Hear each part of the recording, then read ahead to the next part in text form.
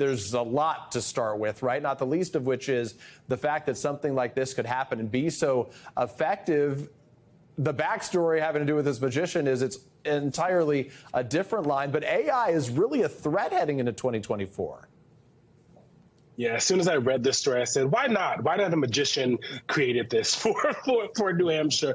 I think, when you talk to the campaigns, when you talk to this White House, they're extremely concerned about how AI currently and more importantly in the future will impact the way that voters engage in campaigns, right? We've already talked about for years the misinformation and disinformation that comes from outside entities, right? When you think about countries like Russia or China meddling and possibly interfering in elections here and across the globe, but this is right here in our own backyard. And so we saw a lot of the CEOs of companies on the Hill recently. So how do you get these companies to actually figure out how the AI protections, the kinds of things, the guardrails? Because right now, when you talk to folks, it's the Wild West. And so it's not just going to impact our elections, it's going to impact every part of culture, right? You had the Taylor Swift picture that was on Twitter recently. And so all kinds of things are going to be impacted by this. But this campaign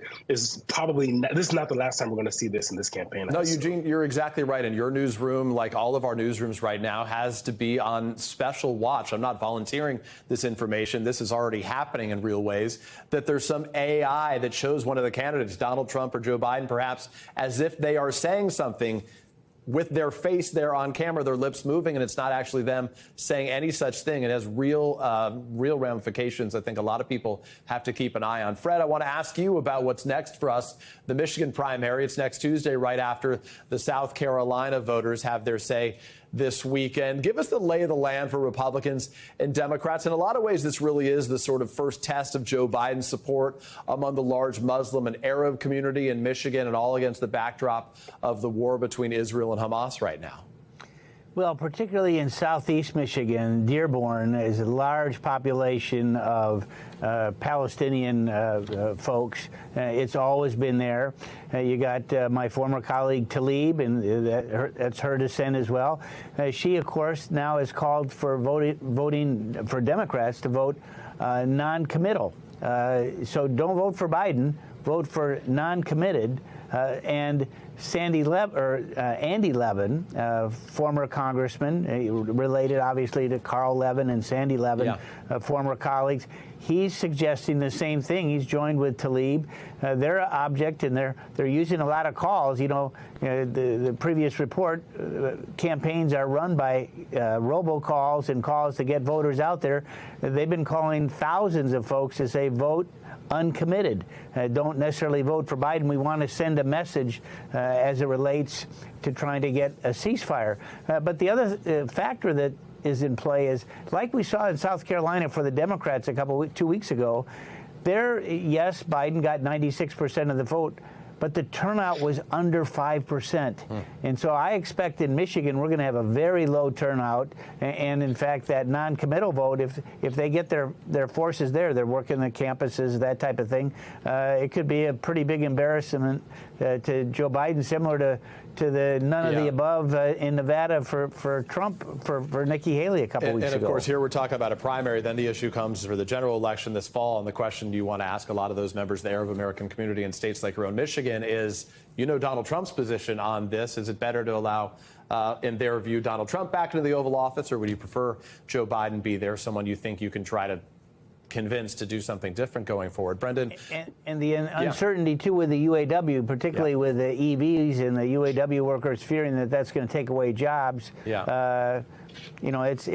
Michigan will be a swing state for sure. No, you're exactly right. President Biden, of course, celebrating the UAW endorsement right now. He hopes that goes a long way in Michigan this fall. Brendan, to you, there was, I guess, best described a cringy moment at Donald Trump's town hall on Fox News this week when he was teasing the potential vice presidential picks. He touted Senator Tim Scott of South Carolina, who was there, while also putting him down. Here it was. I have to say, this is in a very positive way, Tim Scott. He has been much better for me than he was for himself. I watched this campaign, and he doesn't like talking about himself, but boy, does he talk about Trump. And I said, I called him. I said, Tim, you're better for me than you were for yourself. It's sort of the sycophantish behavior of so many of these vice presidential possibilities right now that is just sort of remarkable to watch in this climate, Brendan.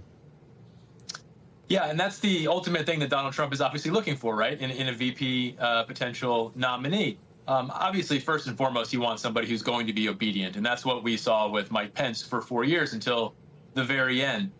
Look, Donald Trump is going to be able to have his choice of folks out there. 4 years ago, there was a real debate in the party about what kind of person we wanted to have as the VP. The sort of establishment wing of the party was lobbying for someone like Mike Pence, who was a somewhat traditional conservative, who might be able to rein in Donald Trump. Obviously, that's not going to happen this time. And most people, you would think might be afraid of being Donald Trump's VP. But I think the people who are in the running for this realize this is where the party is, and this is where the party is going to be for a long time. And if they want to have a future, it's probably not bad next to Donald Trump, who only has 4 more years left.